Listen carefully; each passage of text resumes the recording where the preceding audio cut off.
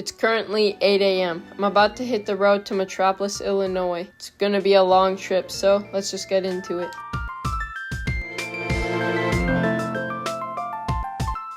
From where I live, it's about an 11-hour car ride to Metropolis, so I got quite a bit of road footage. Whoa, Superman! Along the way, I visited a bunch of places, including this cool sign. Oh yeah.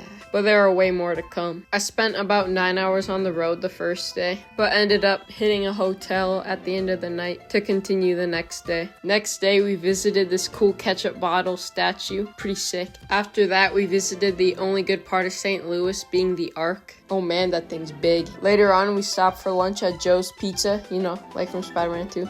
Then a couple hours later, we got to Metropolis. Yo, it's Big John! Soon after, we got to the Superman Airbnb. Then decided to go across the river to Kentucky before hitting the Superman Museum. Didn't stay for too long though, since it smelled like dead, decaying fish. These wall paintings are pretty cool though. But now we're getting into the juicy parts. We finally got to the Superman Museum. Look at that logo, so clean. Cool little brick path too. Got a bunch of Superman stones on it. There's also this cool old-fashioned display car. And now we're inside the gift store, and everything here was overpriced. Every other store in Metropolis was way cheaper for like all the Superman memorabilia. But this Kryptonite rock candy was pretty cool. And now we have our first look inside of the museum. Now, I'm a pretty big fan of Superman, but I cannot say I've watched all the shows and movies. I want to, but I gotta work on that. But regardless, I was nerding out here. All this stuff was awesome. It said don't touch, but I've never been in the midst of a real superhero costume, like a movie one. So when I saw it, I needed to feel the fabrics, you know, like just me as a costume maker. It's just such a cool thing. They had so many classic movie props on display and like TV show and everything. Most of the costumes fabrics that were on display though had been cooked a little bit from the sun, so a lot of the fabrics aren't the original color anymore. Also, did you know Christopher Reeve wore wigs in those movies? Never knew that. Kind of cool, but also like, why?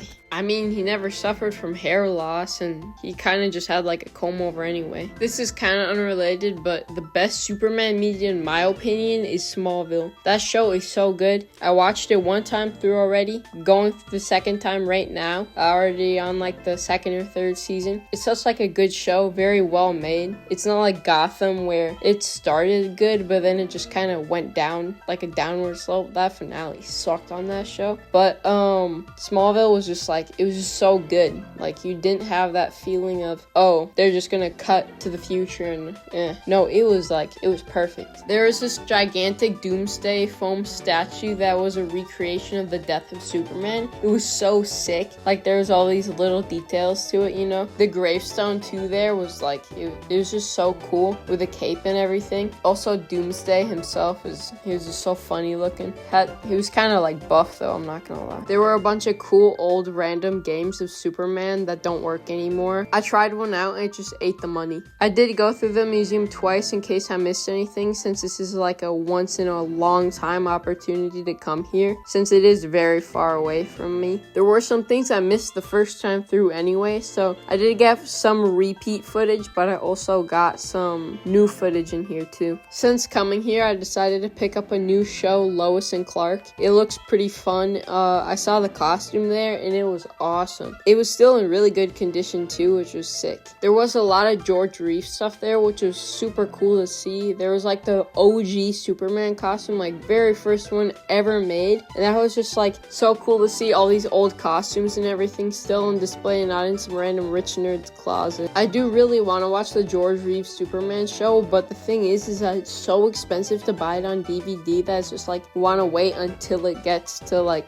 discounted or something, because I mean, I bet it's worth it, but it just does not seem worth it right now. I'm planning to try to watch all the Superman media before the James Gunn Superman movie comes out. Also, can I just say I've never seen one good looking Superman plushie here. Every single one of them has a messed up looking face, like bad. They all look ugly, bro. There were mini sections dedicated to every Superman movie or TV show. It was really cool. This one was Superman Returns, and I like that movie personally. It was a very fun watch. Definitely my favorite part of the museum was missed the costumes because they were just all so cool. They had so many on display, it was crazy. I think the only one that they were really missing was Man of Steel. They still had some stuff from that movie though, like Clark Kent's glasses and outfit and Lex Luthor's prison jumpsuit. Did you know Superman peanut butter was a thing back in the day? Neither did I. They had one area sectioned off just for a bunch of random Superman junk, like there were just like shoes and clothing and stuff. I had no clue what was going on there, but you know, it was kind of cool, I guess. They had a lot of Superman statues there though, which was just awesome because like a lot of them actually looked really cool. Otherwise, around Metropolis, there were actually a lot of like statues and figures of DC superheroes. There were in general just a lot of cool things that you saw walking down the street. There was also a Lois Lane statue with a Daily Planet glow by it, which was just